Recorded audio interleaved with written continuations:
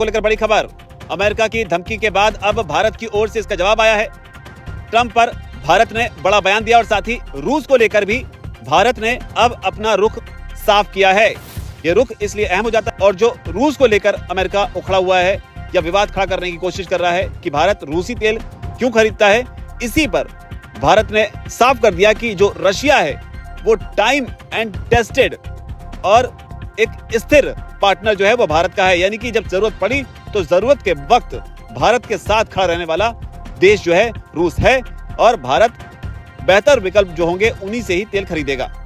साथ ही उन्होंने ये भी साफ किया कि जो भी विकल्प उपलब्ध होते हैं उनके हिसाब से ही इस तरह के फैसले जो हैं वो लिए जाते हैं। और ये बयान इसलिए अहम हो जाता है क्योंकि डेड इकोनॉमी, भारत की इकोनॉमी को डेड इकोनॉमी बताते हुए डोनाल्ड ट्रंप ने 25% का टैरिफ लगाया था। इसके अलावा एडिशनल फाइन लगाने की बात कही थी, जिसमें रशिया के साथ जो भारत के संबंध है, जो ट्रेड है, उसको एक अहम कारण बताया था कि किस तरीके से रशिया के साथ में भारत डील कर रहा है और जिसका फायदा जो है वो रूस को मिल रहा है, जिसके जरिए यूक्रेन पर हमले हो रहे थे। यानी परोक्ष रूप से भारत जो है वो इस युद्ध को समर्थन दे रहा है। तो ये बात डोनाल्ड ट्रंप की तरफ से कही गई थी।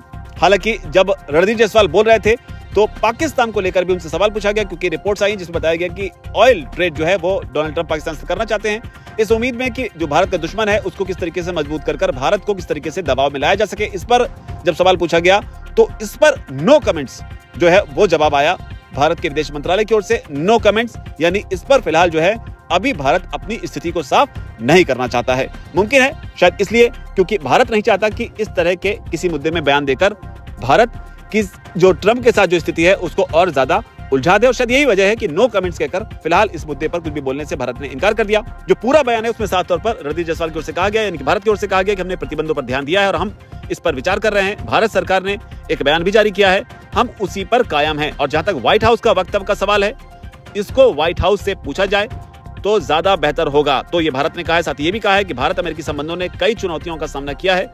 भारत और अमेरिका के बीच जो रक्षा और सुरक्षा के बीच साझेदारी है वो काफी मजबूत है। हाल के दिनों में इसमें और मजबूती आई है। तो ये रिएक्शन भारत की ओर से। साथ ये भी कहा गया कि साझेदारी ने कई बदलावों और चुनौतियों का सामना किया है। हम उस ठोस एजेंडे पर केंद्रित हैं जिसके लिए हमारे दोनों देश प्रतिबद्ध हैं। हमें विश्वास है कि ये रिश्ता आगे भी बढ़ता रहेगा। तो ये बात जो है वो कही गई है। और रूस को लेकर यहाँ पर साफ किया कि किसी भी देश के साथ हमारे संबंध उसकी योग्यता पर आधारित हैं और उन्हें किसी तीसरे देश के चश्मे से नहीं देखा जाना चाहिए।